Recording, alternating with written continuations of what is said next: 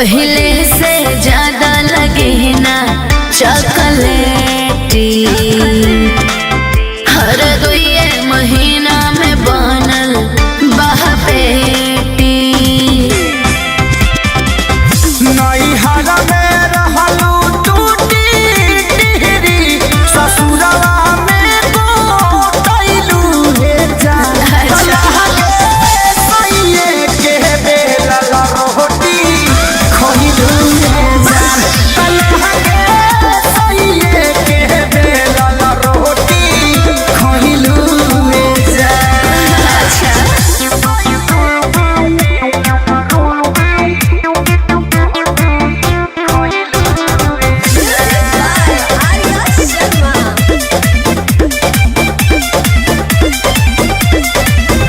कहवन विटामिन तोहार पियौनु हो, पियैले बारे सेवा सेवा दानी लागे जमकेनु हो पहिले बारे। उसे तोरा का मतलब बा? सुख पावे है कतना कही हो, हम दिन भर बैठल रही हो। का बुझला?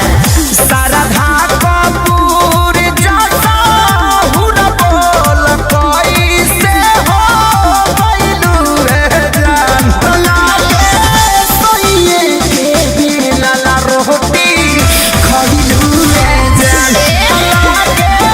सैये के बेलल रोटी खइलू हे जान।